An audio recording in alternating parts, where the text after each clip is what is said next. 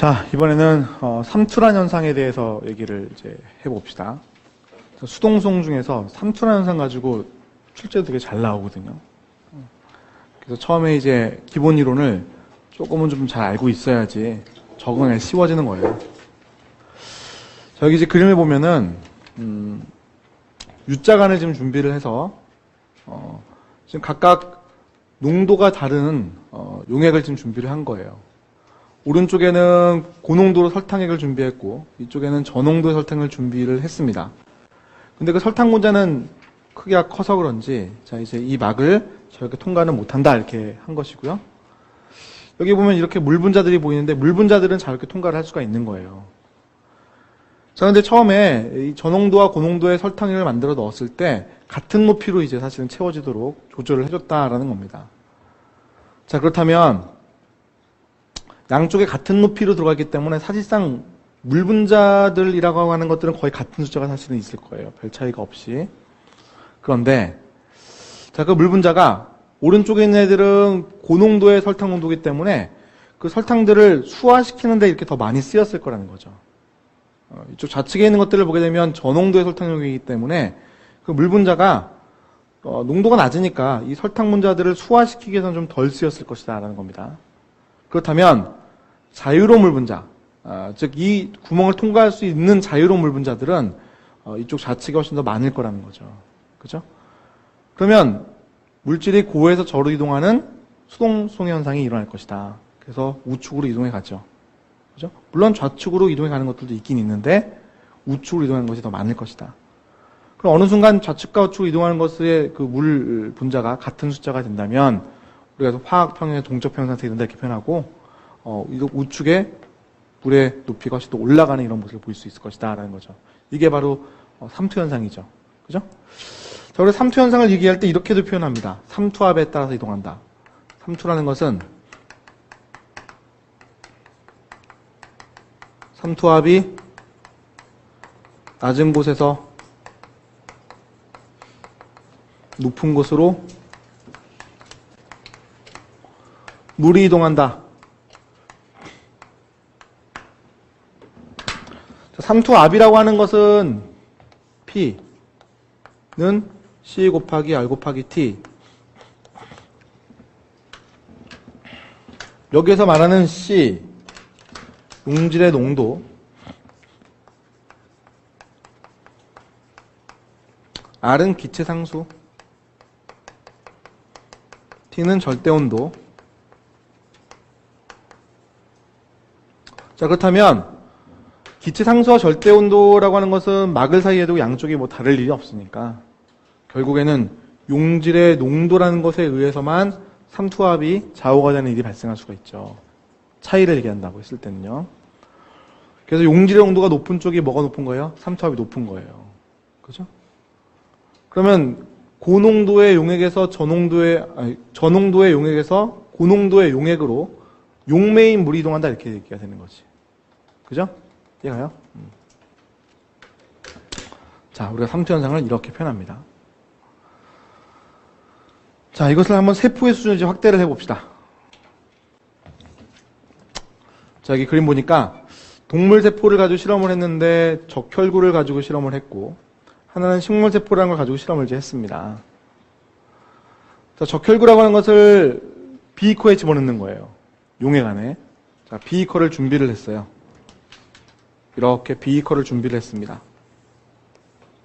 보세요. 자, 비이커에 이렇게 용액을 넣어주고 여기에다가 적혈구라든지 또는 식물세포를 지금 집어넣는 겁니다. 그때 이 적혈구 안에도 용액이 있잖아요. 그 용액과 이 비이커 안에 있는 용액을 비교를 해보는 건데 얘가 농도가 더 낮으면 저장액이에요. 얘가 농도가 높으면 등장액인 것이고, 고장액인 것이고, 그럼 이제 오른쪽에, 다시 왼쪽에 그림 가보면, 자, 이 적혈구를 넣었는데 그게 어디라고요? 저장액. 그럼 용질의 농도가 바깥쪽이 뭐예요? 낮은 거죠? 그죠? 얘가 높아. 그럼 어떻게 돼요? 물은 들어가죠. 그럼 동물세포라는 것은 벽이 없잖아요. 견디지 못하고 터지는 거죠. 자, 등장액. 이것은 적혈구 안에 있는 용액에서의 그 농도와 요 비익화 안에 있는 용액의 농도가 같은 거예요. 들어가고 나가는 게 자유롭게 가능하죠. 그죠? 그러니까 이게 터지지 않죠. 자, 우리 사람의 세포는 어디에 들어있다고 그랬어요? 다 등장하게 있는 거예요. 혈액 안에 있는 적혈구 안 터져요. 등장해 있기 때문에. 우리 몸의 체액들도 마찬가지. 그 용액의 농도가 세포 안의 농도가 같다는 거죠. 그죠? 이 상태거든요. 자, 고장에 넣었어요. 어떻게 되지? 물이 밖으로 빠져나가니까 쭈그러드는 거예요. 그죠? 시든, 이게 아니라, 쭈그러든다. 이렇게 하면 돼요. 쭈그러든다. 잘못 적었어요. 자, 이거. 자, 이번에는 식물세포. 식물세포는 저장액에 식물세포를 또 넣었어. 그럼 어떻게 돼요? 식물세포 안쪽 물이 막 들어가겠죠. 물이 막 들어가니까 이 세포막이라는 게 어떻게 막 터질 듯이 막 이렇게 부풀어 오르는데 세포벽이라는 단단한 층이 딱 받치고 있는 거죠. 그죠? 팽팽하게 팽창된 상태를 유지하는 거지. 자, 식물은 이 상태가 정상 상태. 식물은 뿌리에서 계속 물을 흡수해가지고 팽팽한 상태를 만들거든요. 자, 등장액. 자, 이것은 식물세포의 안쪽과 바깥쪽의 용액의 농도가 같은 상태. 들어오고 나가는 것이 같다. 그러면 어떻게 돼요? 식물세포의 크기가 약간 줄어들 수밖에 없죠. 그죠? 이 상태가 바로 시든 상태. 시든 상태.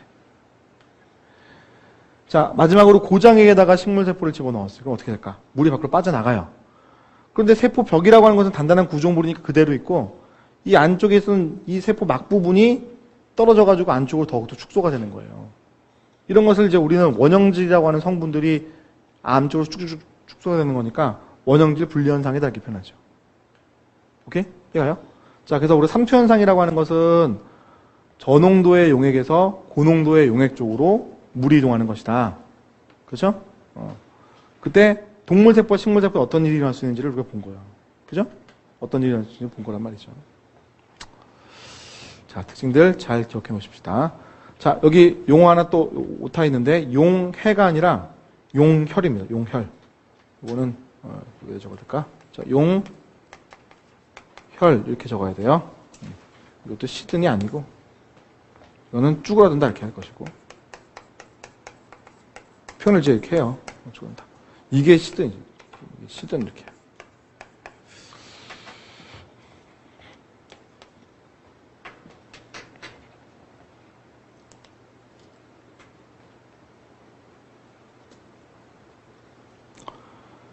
자, 이번엔 능동성 볼게요.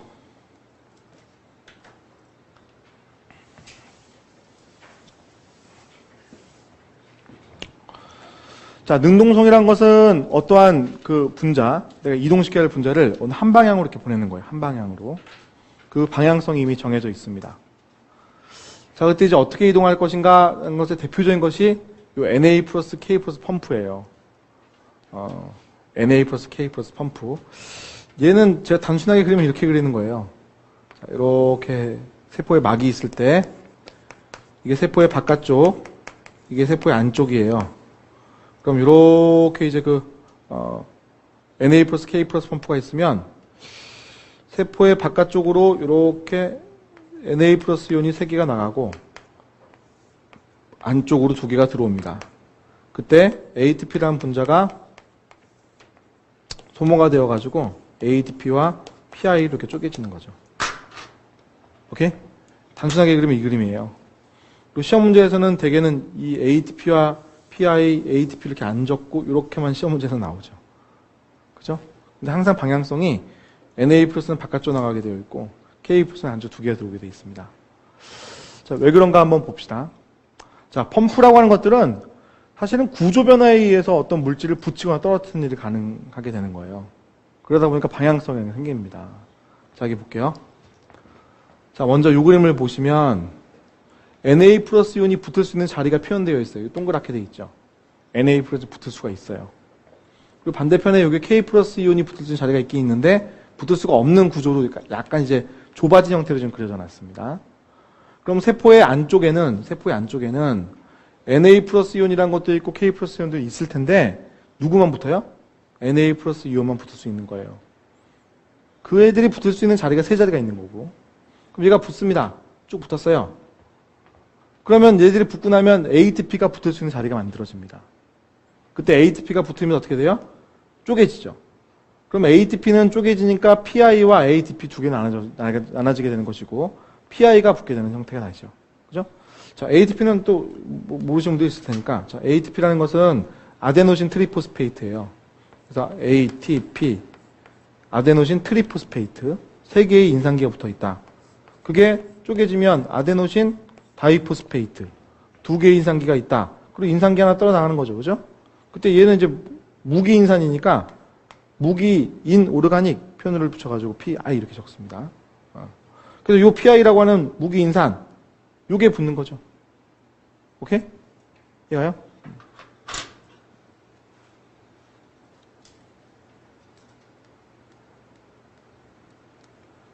이거예요. 뒤에 있는 그림인데 ATP 구조. 우리가 배웠던 리보스 구조, 오탄당, 아데닌의 구조, 트리포스페이트. 얘가 쪼개지면 3인산이 아데노신, 다이포스페이트. 그다음에 무기인산 하나 떨어나죠. 여기 무기인산. 그죠? 요 무기인산 요거 하나짜리가 요 인산 요 끝에 있는 요거 하나짜리가 마이너스를 띄고 있네. 얘가 여기 붙는 거죠. 그죠? 그럼 얘가 여기 붙게 되면은 이 구조가 어떻게 돼요? 변형이 좀 일어나는 거예요. 그래서 어떻게 되냐? 이렇게. 그죠? 그래서 무기인산이 붙으면서 구조가 바뀌었죠? 그럼 어떻게 돼요? Na 플러스 이온이 붙었던 자리가 변형이 됐죠. 그러니까 Na 플러스에 붙어있던 자리가 변형이 되면서 얘가 떨어질 수밖에 없어요. 떨어지면 바깥쪽 열리기 때문에 바깥으로 나가. 그럼 K 플러스이 붙는 자리 어떻게 됐어요? 이렇게 돼 있던 애가 넓어졌죠? 붙을 수 있는 자리가 만들어진 거예요. 그럼 어떻게 돼요? K 플러스이 붙죠. 그럼 두 개가 붙게 되면 어떻게 돼? 두 개가 붙게 되면 인산기가 떨어나가. 그럼 어떻게 돼요? 뒤집어져요. 그럼 뒤집어지면 어떻게 돼요? 이 K 플러스에 빠져나가는 거죠. 왜요? 형태가 바뀌니까. 뒤집어지면서 형태가 바뀌니까. 그럼 이 과정을 계속 반복할 수가 있죠. 누구하고 누가 있으면? Na 플러스 이온과 ATP와 K 플러스 이온이 있으면 이 과정을 계속 반복해서 할 수가 있는 거예요. Na 플러스는 왜 바깥으로만 나가는지 아시겠죠? 구조가 바뀌어서 그렇게 되는 거예요. 이게 지금 통로회가 아니잖아요. 이렇게 살았다 이렇게 살았다 이게 아니에요. 얘가 붙음으로써 구조가 바뀌고, 예? 그 결과 이동하는 애들이 달라지는 거지. 자, 그래서 K 플러스 이온은 안쪽으로 들어와야 된다. Na 플러스는 바깥쪽으로 나가야 된다. 이런 얘기들을 우리가 하는 거죠. 그죠? 잠깐 여기 한번 제가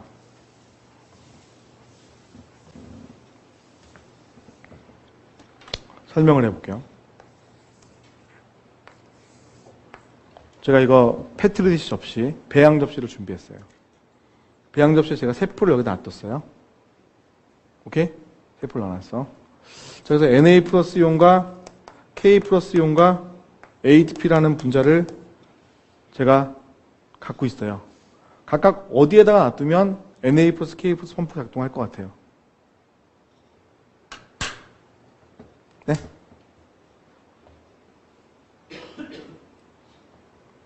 얘하고 얘는 세포의 안으로 넣어야 돼요. 그렇죠? 그래야 작동하는 거예요.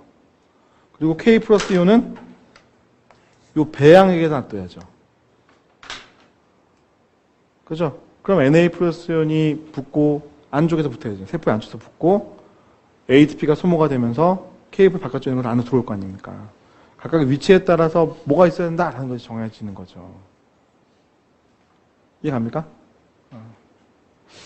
쉽게 생각하면 ATP라는 것은 세포가 에너지원으로 필요한 거거든요. 당연히 세포 안에 있어야 돼요. 밖에 있으면 말도 안 됩니다. 안에, 이건 무조건 안에 있어야 되고요. 나머지 두 개는 이동을 시켜야 되는 거니까, 네? 이동시킬 그 출발지에 있어야지 되는 거예요. 그렇지 않습니까? 자, 이게 펌프라는 겁니다. 펌프. 자, 그러면, 자, 이런 펌프도 있거든요. 자, 한번 여러분이 상상을 해보세요. 칼슘 펌프라는 게 있습니다. 칼슘 펌프. 자, 칼슘 펌프라고 하는 녀석은 얘는 항상 세포의 바깥쪽에 농도가 높아요. 안쪽은 낮고요. 펌프 때문에 그래요. 자, ATP 어디서 소모되고 있는 애예요? ATP는? 이건 늘 안쪽이라고 그랬잖아요. ATP는 항상 안쪽에 소모가 되고 있는 애예요. 자, 칼슘은 어디에 있어야 될까요? 안에 있어야 바깥으로 나가죠. 그죠? 칼슘은 안에 있고 ATP가 안에서 있을 때 그때 칼슘 펌프가 작동할 거예요. 아시겠어요? 그래서 펌프라고 하는 것들은 방향성 있게 마련인데 그것이 방향성에 작동을 하려면 어느 분자가 어디에 있어야 되냐 이거를 우리가 알 수가 있다는 거죠. 알아낼 수 있죠. 그죠? 어려워요? 또 해볼까? 뭐 어렵지 않은데요? 자, 자 세포의 바깥쪽과 안쪽을 비교해봤더니 H 플러스는 항상 바깥에 많은 거예요. 그럼 누가 있을까요? 펌프가 있겠죠. 그 펌프가 ATP를 써서 작동할 거예요. ATP는 어디에서 소모하고 있다고요? 안쪽에서 하고 있다고요. H 플러스는 어디에 있어야 돼요? 예, 안에 있어야지 이렇게 나가는 거 아닙니까? 그 결과 바깥쪽에 많은 거니까. 오케이? 이해가요? 응? 자, 그래서 우리가 펌프라는 걸 작동하기 위해서는 어느 지역에 어떠한 성분들이 있어야 되는가, 걔들을 가지고 어떻게 이동시키는가 라는 걸 알아야죠. 그 결과가 어떻게 되는지도 주겠습니다.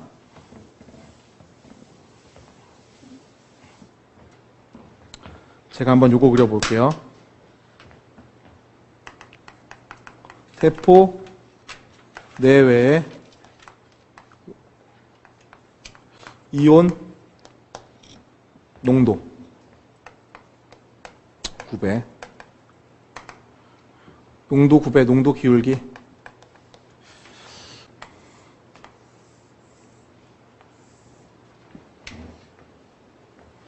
Na 플러스 이온은요, 세포의 안쪽과 바깥쪽을 비교했을 때 이건 농도죠. 대괄호에 내기면 바깥쪽이 훨씬 높습니다. 10배 가까이.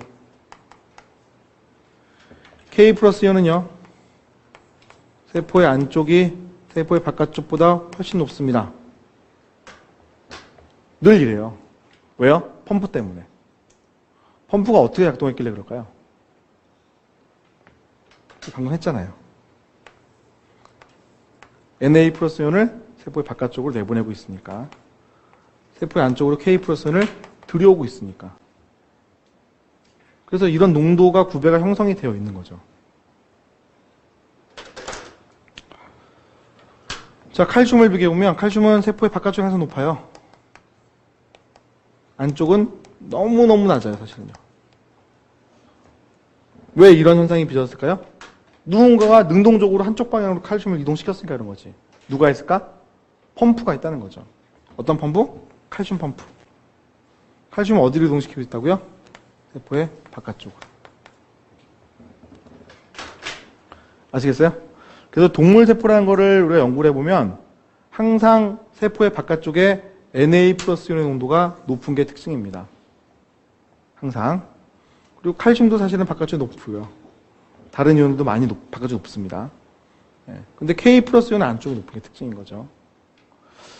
식물세포와 미생물을 비교해보면 식물세포와 미생물은 H 플러스 펌프가 있거든요. 식물세포와 미생물. 그래서 걔들은 H 플러스가 바깥쪽에 높은 게 특징이에요. 이거는 식물세포의 경우에 또는 미생물의 경우에 그렇다는 겁니다. 그래서 어느 쪽으로 펌프가 작동할까요? H 플러스를 바깥쪽으로 내보내는데 이렇게 작동을 하고 있겠지. 아시겠죠? 그래서 이러한 이온들의 농도 기울기, 농도 9배 분포가 이제 일어나고 있다는 거죠. 오케이? 여기까지 갑니까? 자, 이게 바로 1차 능동성이에요. 농도의 기울기를 만들어 놓는 것. 이게 사실은 다 1차 능동성에서 일어난 겁니다. 자, 그러면 정리를 한번 해볼게요. 자, 옆에 적을게요. 자, 1차 능동성이라고 하는 것은 펌프에 의해서 ATP라는 걸 소모하면서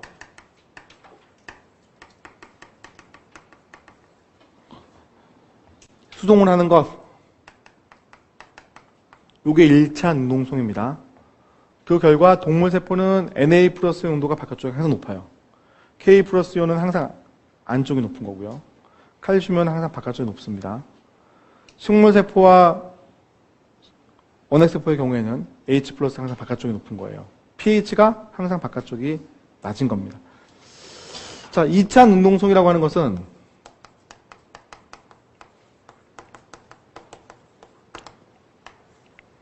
자, 또 1차, 2차 라는 표현이 나왔듯이 1차라는 것은 먼저 일어나는 거고 2차라는 것은 뒤에 일어나는 겁니다. 그 2차 능동성이라고 하는 것은 1차 능동 수송과 연계된 수송, 이것을 우리가 2차 능동성이라고 얘기를 한다. 그럼 얘가 뭐가 있냐면, 자, 세포의 바깥쪽, 안쪽이라고 했을 때 Na 플러스 이온이라고 하는 것이 안으로 들어올 때 포도당이라고 하는 성분도 안으로 갖고 들어오겠다. 이런 것들이 이제 2차 능동성의 케이스인 거예요. 즉 세포의 바깥쪽에는 뭐가 많다고 했어요? 1차 능동성의 결과 Na 플러스 농도가 높죠. 얘는 늘 바깥쪽에 많기 때문에 늘 와서 여기 잘 부딪힐 수 있을 거예요. 그럼 얘가 부딪히면 구조가 바뀌는 거겠지. 그죠? 누가 붙을 때? 포도당이 붙을 수 있게끔. 그리고 포도당이 붙게 되면 어떻게 돼요?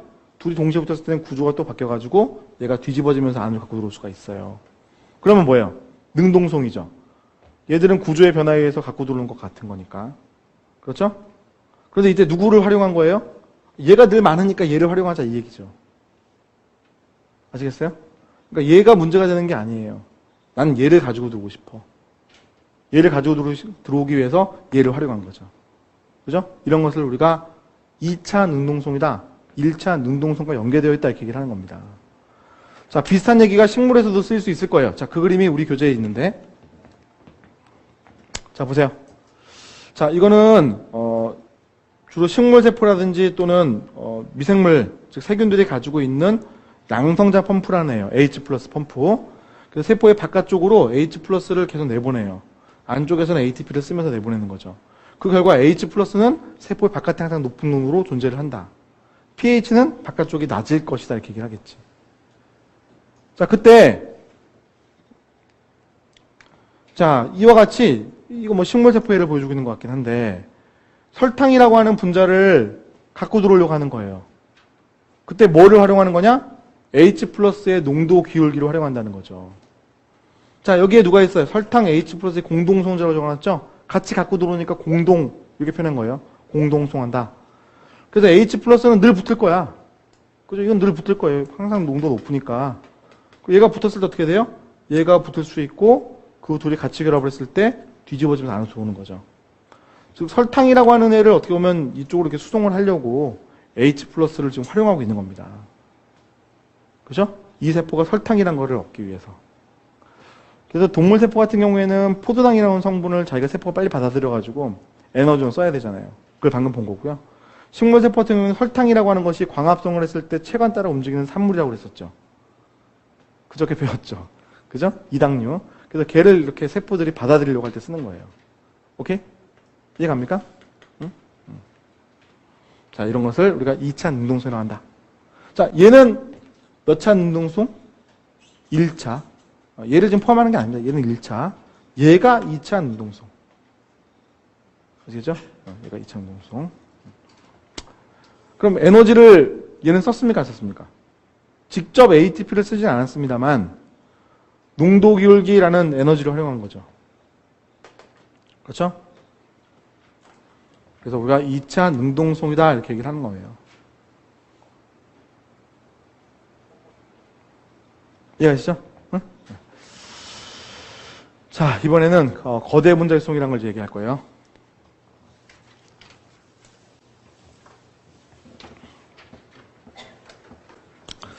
자, 이번에는 약간 별도입니다. 거대 분자일송이에요.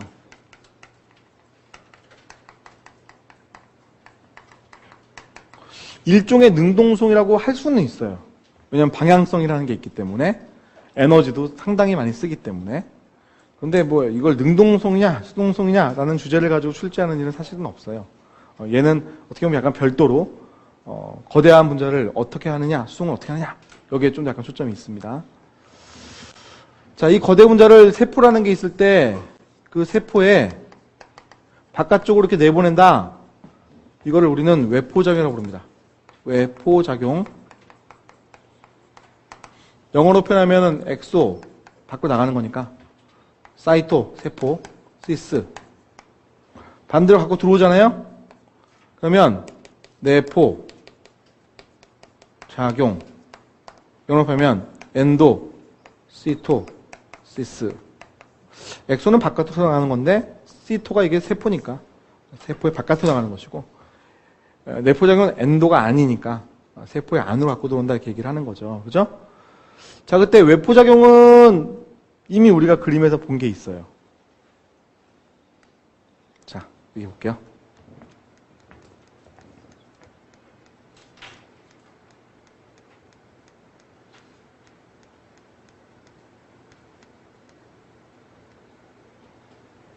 이게 외포작용입니다. 세포 안에 있는 물질을 바깥으로 내보내고 있잖아요. 이게 너무 커가지고요. 이거 단백질 자체가 워낙 크니까 여기에 통로를 만들어가지고 내보낼 방법은 없거든요. 그러니까 이와 같이 소낭에다가 넣어가지고 이동시켜서 밖으로 빼내고 있는 겁니다. 이게 가장 대표적인 외포작용이죠. 그죠? 특히 이제 외포작용은 이 부분을 얘기하는 겁니다.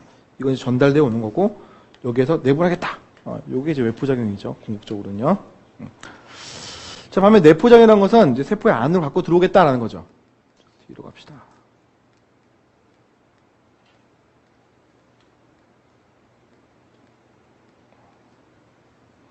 자, 내포작용이란 것은 세포의 안으로 갖고 들어오겠다. 자, 그때 세포 입장에서 본다면 음료수와 고체 덩어리를 먹는, 음식을 먹는 작용을 하는 거예요. 그래서 음료수를 먹을 때, 용액을 먹을 때에는 빨아들입니다. 즉, 안쪽에 이렇게 함몰되어 들어가면 이거 갖고 들어오는 거예요. 오케이? 자, 반면에 고체 덩어리는 빨아먹을 수가 없어가지고 뜯어먹습니다. 이거는 좀 작은 건데 상당히 큰 거를 이렇게 뜯어먹거든요. 자, 어떻게 뜯어먹냐면 위족이라는 게 착 나오는 거예요. 아까 위족이라는 게 누구에서 나온다고 했더라? 밑에 섬유가 앞으로 뻗어나가면서 위족이 있다고 그랬죠. 아메바 운동할 때도 얘기했었죠. 그래갖고 이렇게 감싸가지고 갖고 들어옵니다. 자, 그럼 이거 갖고 들어왔어요. 갖고 들어왔으니까 이거 분명히 내포작용한 거죠. 갖고 들어왔으면 뭐해? 안에 역시 거대 분자가 그대로 들어있는데. 그럼 이거 어떻게 할까? 리소좀과 융합이죠. 자, 이거 갖고 들어온 성분들은 리소좀과 융합하는 겁니다. 아까 그림 봤었죠.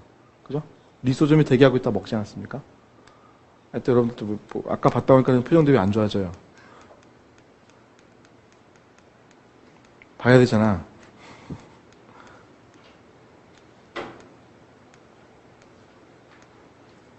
이거, 예? 이거 뭐예요? 내포작용으로 먹고 있죠? 이거 뭐예요? 고체 덩어리 먹잖아요. 식세포작용. 응? 그래서 이게 식포라고 했잖아요. 리소좀이 대기하고 있다가 융합하잖아요.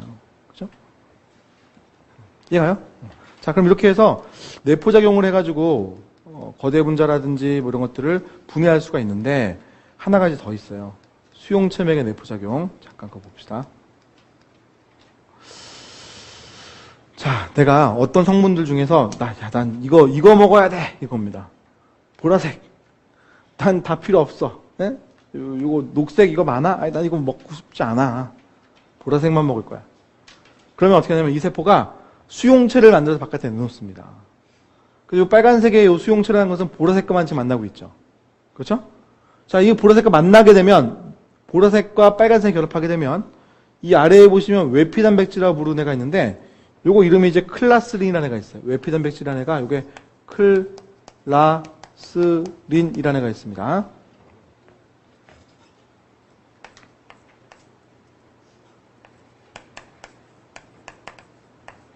단백질 이름입니다. 클라스린. 이라고 하는 애가 이렇게 보라색처럼 붙는 거죠. 이 그림도 잘못 그려졌어요. 그죠? 얘네들이 만났는데 여기 안 그려졌어. 그죠? 잘못 그렸어요.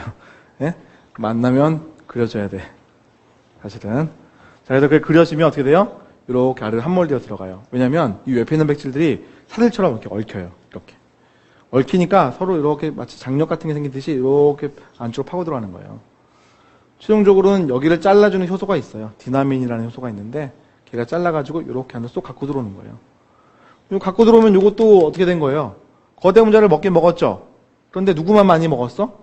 보라색만 많이 먹었죠. 물론 뭐 녹색 이런 것도 같이 딸려 들어올 수 있습니다만 소기의 목적을 달성했잖아요. 그럼 이게 어떻게 될까? 역시 리소존과 또 융합. 그래서 그 안에 있는 분자들을 분해해가지고 또 쓴다. 이렇게 되는 거죠. 오케이? 네, 이거를 우리가 수용체 맥의 내포작용 이렇게 하는 겁니다. 여기는 뭐 수용체 맥의 세포 내 섭취 이렇게 했는데 대개는 뭐 내포작용 이렇게 하고 맙니다. 오케이? 자, 소낭을 감싸가지고 들어올 때 이때 에너지 많이 들어요. ATP 많이 씁니다. 그래서 어떤 사람들은 능동성이라고 부르는 사람도 있는데 그게 포인트가 아니라 어떤 방식으로 갖고 들어오냐 이런 것들이 더 중요한 거죠. 그죠? 대표적인 예가 뭐냐면은 LDL이라는 게 있어요. 저 수용체맥 내포를 할 때 LDL이라는 게 있습니다. 저밀도 질단백질. 그거 여러분 많이 들어봤죠. 그죠? 그게 많으면 어떻게 된다? 동맥경화 온다. 뭐 이런 얘기 많이 듣잖아요. 그죠? 그래서 그러한 것들을 혈액으로부터 빨리빨리 흡수를 해내는데 그때 저와 같은 수용체 맥의 내포작용을 하는 거예요. 만약에 수용체가 없어졌어. 내가 돌연변이 일어난 사람이야. 수용체가 없어. 난 어떻게 될까? 혈액에 LDL이 많겠죠. 세포들이 흡수를 못하니까. 그 LDL이라는 것은 그 안에 콜레스테롤이 가득 들어있거든. 그래서 나는 고콜레스테롤 혈증을 앓을 거예요. 동맥경화에 걸려서 죽을 가능성 엄청 높겠죠. 그죠? 자, 그런 내용도 우리 교재에 실려 있으니까 읽어보시면 참고로 보시고. 자, 이렇게 해서 우리가 7장에 대한 내용도 마쳤습니다. 자, 이번에는 8장으로 넘어갑니다. 8장. 자, 8장은 효소에 대한 얘기가 많이 있어요. 앞에는 뭐 에너지학 개론이라고 해서 좀 몇 가지가 있는데, 여러분 이 파트는 여러분이 화학 시간, 물리 시간에 다 배우시니까 거기에서 많이 배우십시오. 그분들이 저보다 똑똑하시지는 않겠지만 그분들이 더 잘 가르쳐 주실 테니까 거기서 배우시고, 저는 이제 생물학적인 요소만 더 가지고 얘기를 더 하도록 하겠습니다. 자, 먼저 앞에서 ATP라는 문제가 나와 있는데, 이거는 이미 봤습니다. 그죠? ATP라는 분자. 아데노신. 자, 아데노신 이렇게 하는 것은 얘들을 우리가 아데노신이라고 얘기하는 겁니다. 이 구안이 있으면 뭐라고 할까? 네, 구아노신 이렇게 하면 되는 겁니다. 티민이 있으면 티미딘 하시면 되고요. 여기에 만약에 시토신이 있으면 시티딘 하시면 되고. 자, 어쨌든 여기서 아데닌이 있으니까 아데노신, 트리포스페이트 이렇게 얘기를 했던 거예요. 얘가 쪼개지면 이렇게 나눠지죠. 자, 어떠한 물질이 큰 분자였다가 쪼개진다는 것은 에너지를 방출하게 되는 겁니다. 왜냐면 이제 큰 분자일수록 에너지를 많이 가지고 있는 거니까 쪼개지면 에너지 나오죠. 그죠? 자, 이런 쪼개지는 이런 과정을 우리가 뭐라고 하냐면 이화작용이라고 합니다. 이화작용. 떨어지는 거니까. 그래서 이화작용을 할 때는 주로 에너지가 방출되는 게 일반적이죠. 그럼 만약에 역반응이라면 어떻게 할까요? 역반응. 무기인산과 ADP를 붙여가지고 ATP를 만들어. 그럼 에너지가 투여되어야겠죠. 그렇죠? 동화작용이 일어날 때에는 같아지는 거니까 어떻게 보면 동화작용. 동화작용이 일어날 때에는 에너지가 들어가야 한다. 이렇게 얘기를 하는 겁니다. 오케이? 자, 제가 음식을 먹어요. 먹었어요. 예? 그럼 그 음식물이 소화가 되겠죠? 자, 이 과정은 동화작용, 이화작용? 이화작용이죠. 왜냐면 큰 게 쪼갰으니까. 에너지가 얻어질 거예요. 그죠? 에너지가 나올 거란 말이야. 그럼 그 에너지를 갖다가 뭐 할까? 자, 우리 체내에서 ADP와 PI를 붙여요. 그러면 ATP가 내 몸에 많아지는 거죠. 내가 음식을 먹어서 하는 일 중에 하나가 뭐냐면 ATP를 많이 만드는 거예요. 그럼 그 ATP를 이용해서 우리 아까 붙였잖아요. 펌프를 하는 데 쓸 수도 있고 뭐 여러 가지 일들을 할 수가 있어요. 예? 편모, 선모에서는 디네인이 막 쓰는 것도 아까 그림에 있었을 거예요. 그것처럼 많은 일들을 할 수 있는 게 이 ATP라는 분자입니다. 에너지 분자 중에 하나죠. 하나 뭐 보여주고 있네요. 자, 이거는 뭐 에너지 준위를 좀 이해하는 거니까 한번 봅시다. 이런 글루탐산이라는 물질과 암모니아라는 물질을 붙이면 글루타민이라는 게 나온대요. 다 아미노산 이름이잖아요. 그죠? 자, 그러면 이거는 동화작용을 일으키는 거죠. 그죠? 작은 분자 두 개를 합쳤습니다. 동화작용. 동화작용이 일어날 때는 에너지가 어떻게 돼요? 들어가야 돼요. 얼마만큼 들어가야 되냐면 플러스 3.4만큼 들어가줘야 한다는 겁니다. 그렇죠? 뭐 단위는 뭐 여러분 크게 생각하지 않으셔도 괜찮은데 플러스 3.4 킬로칼로리 퍼 몰이라는 단위가 들어갔죠. 그렇죠? 그래서 이만큼의 에너지가 필요한 거예요. 그럼 잘 일어나겠습니까? 안 일어나겠습니까? 잘 일어나지 않습니다. 어떤 에너지를 투여한다는 것은 힘든 일이에요. 자, 그때 아래와 같은 일이 일어난다면, 자, 보십시다. 글루탐산에 ATP가라는 것이 쪼개지면서 PI가 이게 붙습니다. ADP가 나오고요. 그 다음에 요거 NH3가 들어가가지고요. 합쳐집니다. 이건 쪼개졌어요. 그러면 이 전체적인 반응을 보게 되면 ATP는 쪼개졌습니다. 그죠? 이건 쪼개질 때 어떻게 돼요? 이화작용이 일어났고 에너지가 나오는 거예요. 그 에너지의 값을 봤더니 7.3 킬로칼로리가 나오는 거죠. 자, 마이너스 7.3. 자, 얘들이 가지고 있는 에너지에서 얘가 가지고 있는 에너지를 빼면 요만큼이 나온다는 얘기예요. 그러니까 이만큼 에너지가 오히려 방출되었죠. 그죠? 얘는요? 아까 했죠? 3.4가 필요한 거고요. 그럼 이 둘을 합하면 어떻게 되죠? 마이너스 3.9. 그렇다면 얘들이 이걸로 바뀌는 것이 뭐예요? 가능해진다는 거죠. 그래서 ATP를 사용한다는 것은 이와 같이 에너지학적으로 상당히 유리한 거다 이렇게 얘기를 하는 겁니다. 오케이? 이해가요? 자, 그러면 일어나지 못할 수 있는 반응을, 자, 이 두 개의 분자를 붙이는 것은 에너지가 들어가기 때문에 일어나기 어려운 반응, 비자발적인 반응이라고 얘기할 수도 있을 겁니다. 이런 반응을 할 때 뭐예요? ATP라든지 외부의 에너지 공급이 있으면 일어날 수도 있다라는 겁니다. 오케이? 이해하죠? 자, 이번에는 효소에 대한 얘기를 합시다. 에너지에 대한 얘기는 여기까지만 하시고, 자, 효소에 대한 얘기. 자, 효소라고 하는 것이 있어요. 효소는 단백질입니다. 단백질 성분 중에 일부가 이제 효소가 되는 건데, 그 효소라는 것이 있으면 어떤 일이 일어난다고 그랬죠? 생체에서 일어나는 어떤 반응이 빨리 일어날 수 있다, 이런 얘기를 했습니다. 빨리 일어날 수 있다. 자, 설탕. 그럼 이거 뭐예요? 이당류. 뭐하고 뭐가 결합했지? 포도당과당. 그죠? 자, 이 분자가 쪼개져요. 동화작용, 이화작용? 이화작용. 자, 이 작용은 일어나기 쉬워요, 어려워요? 쉬워요. 왜요? 에너지 중위가 높은 거고 에너지 중위가 낮은 거니까. 자발적인 반응이야, 비자발적인 반응이야? 자발적인 반응이죠. 그런데 이게 빨리 일어날까? 내가 오늘 설탕물을 만들어가지고 내일 아침에 보면 설탕물이 포도당과 과당으로 쪼개져 있을까? 천만의 말씀, 안 되죠.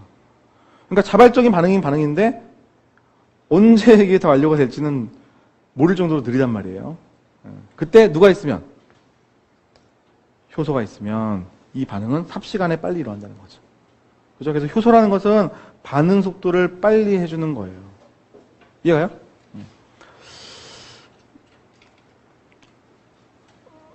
자, 이거는 뭐 볼 필요가 없고 다음 건데 이거 보기 전에 다시 이거 얘기 더 해볼까? 이것도 마찬가지예요. 이 얘기해 볼게요. 얘가 이거 되는 거 자발적이야, 비자발적이야? 비자발적이야. 네. 동화작용, 에너지가 들어가야 되니까. 자, 이 반응 빨릴까, 느릴까? 몰라요. 그죠? 그렇지 않습니까? 그때 우리는 아는 게 뭐예요? 효소가 만약에 들어가면 이런 작용을 통해 가지고 빨리 붙여버릴 수도 있어요. 즉, 효소라고 하는 것은 반응 속도를 빨리 해주는 거예요. 효소라는 것은 자발적인 반응을 빨리 해줄 수도 있고요. 비자발적인 반응을 빨리 해줄 수도 있어요. 오케이? 자발적인 반응에서는 되게 ATP가 안 들어갈 것 같아요. 그렇죠? 에너지가 방출되고 끝나는 거니까. 그래서 에너지를, 즉 ATP를 필요로 하지 않는 효소도 있을 거예요. 근데 이런 비자발적인 반응이 일어날 때에는 어떤 효소는 ATP를 필요한 애들도 있겠네? 그렇지 않습니까? 그래서 어떤 반응들을 봤을 때 ATP를 쓰고 있어? 아, 그러면 비자발적인 반응을 뭔가 해주는 효소다라고 우리는 쉽게 생각할 수도 있겠죠. 그렇지 않습니까?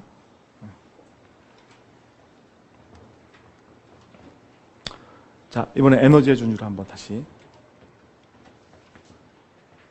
자, 같은 얘기 반복인데, 자, 어떠한 반응물들이 있어요. 자유에너지라는 것은 에너지의 정도라고 보시면 돼요. 깁스풀 에너지라고 해가지고 또 정의를 여러분이 화학 시간에 잘 배우실 거예요. 어떤 물질이 가지고 있는 잠재적인 에너지, 측정은 불가능하나 변환이 될 때 나오는 에너지를 우리가 측정할 수가 있다. 그래서 측정하는 식도를 공부하실 거고. 자, 어쨌든 그러한 반응물들이 에너지를 가지고 있어요. 얘가 어떤 물질로 돼. 생성물. 에너지 준위 누가 높죠? 반응물이 높아요. 그죠? 자, 이거 동화작용일 것 같아? 이화작용일 것 같아? 이화작용이죠. 그죠? 왜냐면 반응물들이란 것들보다 생성물들 이게 에너지가 더 낮아요. 이건 아마 이거는 이화작용일 가능성이 꽤 있겠죠. 동화적인 이화작용을 나눈다면. 자발적, 비자발적? 네, 자발적. 자, 자발적인데 얘들이 잘 일어날까라는 것은 사실은 이 활성화 에너지의 정도에 따라 달라요. 우리 아까 설탕이라는 게 이게 쉽게 분해가 안 된다고 그랬잖아요. 왜 그럴까? 자, 얘들이 활성화 에너지, 즉 에너지를 얘도 사실은 꽤 얻어야 그 다음 단계로 넘어갈 수가 있더라는 겁니다. 그래서 반응에 필요한 어떠한 에너지를 우리가 활성화 에너지 이렇게 얘기를 하는 거죠. 활성화 에너지. 자, 그럼 효소는 어떤 역할을 했던 거냐면 이거죠. 자, 효소가 있으니 빨간색 그래프 낮췄습니다. 그러니까 활성화를 낮추니까, 즉 스쿠라제라고 하는 것은 활성화를 낮췄으니까 이게 변형이 쉽게 되었던 거죠. 그래서 반응 속도라는 것이 빨라졌던 겁니다. 역반응은요. 얘가 예로 되는 게 역반응이죠. 자, 얘가 예로 되는 거 어려워요. 활성화 에너지를 여기서부터 여기까지 얻어야 돼. 근데 수크라제 효소가 있으면 낮췄거든. 얘가 예로 되는 것도 더 쉬워지는 거죠. 그래서 효소라는 것은 되게 역반응을 가능하게 하는 가역적 효소라고 했을 때 정반응 속도, 역반응 속도 둘 다 빨리 하는 거예요. 그렇지 않습니까? 자, 그러면 활성화 에너지가 왜 낮아지는 건가에 대한 것을 우리가 잠깐 보고 가자고요. 자, 여기 이제 효소가 있는데 이 효소가 만나는 반응물, 얘를 우리가 기질이라고 불러요. 기질, substrate. 자, 이 기질이 들어오는 자리가 있습니다. 효소의 어떤 부위, 이 부분으로 들어오면 반응이 일어나는 거예요. 그래서 이 기질이 들어온 자리를 우리는 액티브 사이트라고 활성 부위라고 부릅니다. 그럼 얘가 들어와요. 자, 그럼 들어오게 되면 그냥 들어와서 가만히 있는 게 아니라 여기 요 모양새에 맞게 들어올 뿐만 아니라 화학결합이라는 것도 할 수 있다. 뭐 우리가 배웠던 이온결합, 수소결합, 소우성 결합, 일시적인 공유결합 이런 것들을 다 형성을 여기서 해낼 수도 있어요. 산염기 반응 이런 것처럼 플러스 마이너스 차지가 왔다 갔다 결합하는 것도 가능하고. 응? 자, 그러면 얘가 들어와가지고 결합을 할 때 결합이 일어나는 거니까 이 안에서 이렇게 결합이 일어나게 되면 이 효소라는 것 전체가 어떻게 할까요? 틀어지거든요. 전체적으로. 모양새가. 옆에 있는 그림 보세요. 들어와서 결합을 했을 때 모양새가 사실은 꽤 많이 틀어져 있어요. 여기 보세요. 이 부분하고요. 이 부분 보세요. 다르죠? 그죠? 그런 것처럼 이 효소가 전체로 자기 몸을 뒤틀어가지고요. 저 기질의 형태를 사실은 변형시키고 있는 거예요. 결합을 하는 것 자체가 이 기질이라는 물질의 변형을 사실은 일으키고 있는 거예요. 틀고 있으니까. 그렇다면 다시 앞에 그림 가볼게요. 자, 반응물이라고 하는 것과 생성물이라고 하는 것은 다른 구조를 가지고 있는 걸 거예요. 얘가 이걸로 바뀐다는 것은 사실은 꽤 많은 에너지가 들어가서 구조를 뒤틀어야 되는 건데 효소는 만나기만 하면 어떻게 돼요? 만나기만 하면 활성화를 낮춘다? 즉 많은 에너지를 필요하지 않을 정도로 구조를 뒤틀어줘요. 이렇게. 그러니까 어떻게 돼요? 다른 물질로 바뀌기가 쉬워지는 거죠. 이해갑니까? 자, 이게 바로 효소가 속도를 빨리 할 수 있는 그 열쇠인 거죠. 그죠? 자, 그러면 생체 내에서는요, 어떠한 분자가 있어. 반응물이 있어. 얘를 생성을 만들고 싶어. 그때 뭐예요? 효소가 있어야 돼요. 걔가 있으면 빨리 되는 거예요. 아시겠죠? 그게 자발적인 반응이든 비자발적인 반응이든 상관은 없어요. 단, 효소라는 것은 독특한 구조를 가지고 만나는 거기 때문에 특정한 기질과만 반응하는 거예요. 예를 들어서 저당 분해 효소 그러면 저당을 분해하지 저당 분해 효소가 갑자기 설탕도 분해하고 이러지는 않습니다. 오케이? 그런데 저당 분해 효소가 저당 분해할 수도 있는데 엑스갈이라는 물질도 분해할 수는 있어요. 그것처럼 특이성은 있는데 즉 여러 개를 만날 수 있는데 얘가 다 한다 이런 건 될 수가 없다는 얘기죠. 오케이? 이해가요? 자, 그럼 이제 효소라는 것을 어떠한 화학 반응을 빨리 하는 것이다. 얘가 없으면 사실상 뭐 반응은 진행되지 않는다. 그런데 얘가 단백질이다 보니까 단백질의 특성 자체가 여러 가지 나타납니다. 자, 오늘 여기까지만 하고 끝낼 거예요. 효소의 특성, 반응 속도에 대한 얘기는 다음 시간에 할게요. 자, 기질이라는 분자가 효소 안쪽으로 들어옵니다. 자, 효소에 만나는 부위 뭐라고 불러요? 활성 부위 들어옵니다. 그죠? 결합을 했어요. 자, 그럼 효소가 기질과 결합을 했죠? 뭐라고 불러? 효소 기질의 복합체. 예. 효소는 영어로 표현하면은 엔자임이에요. 엔자임 E. 자, 기질은 영어로 하면 substrate S. 그래서 ES 폼이라고 부릅니다. 처음에는 E하고 S가 따로따로 떨어져 있었죠. 그죠? 예. 여기 보시면 이게 이제 S고 이게 E인데 따로따로 떨어져 있던 애가 붙었죠. 그래서 ES 폼을 형성을 하게 되는 것이고요. 이걸 형성을 해야 반응이라는 게 일어나죠. 그럼 반응이 일어나게 되면 이건 뭐예요? 반응물이 이제 그 안에 있는 거죠? 그럼 이건 뭐라 할까? 효소는 E. 안에 있는 것은 뭐예요? 이제 생성물이 했으니까 프로덕트니까 P. 아시겠어요? 그래서 같은 게 들어있는 게 아닙니다. 자, ES 폼을 형성한 다음에 반응이 일어나면 EP 폼이 만들어지고 이 P가 떨어나가는 거고 다시 엔자임은 재생 쓸 수 있고요. 기질과 효소가 만나면 꼭 일로만 가는 것은 또 아닙니다. 그냥 만났다 떨어질 수도 있는 겁니다. 오케이? 그래서 만난 다음에 이걸로 가느냐? 사실은 그게 중요한 거죠. 오케이? 자, 그러면 오늘은 이 정도를 알아가시고 다음 시간에는 제가 효소의 반응 속도라는 걸 가지고 얘기를 더 할 거예요. 그리고 억제제에 대한 얘기도 좀 더 할 것이고요. 자, 이 정도까지만 합시다. 자, 우리 오늘 진도는 꽤 많이 나갔어요. 그래서 교재 읽을 게 꽤 많으실 거예요. 쭉 읽어보시고 오시는데 8장 정도까지만 7장 정도까지만 잘 읽어보시면 될 것 같고 8장은 아직 다 배우지 않았으니까 다음 시간에 배우신 다음에 보도록 하십시오. 자, 수고하셨습니다, 여러분.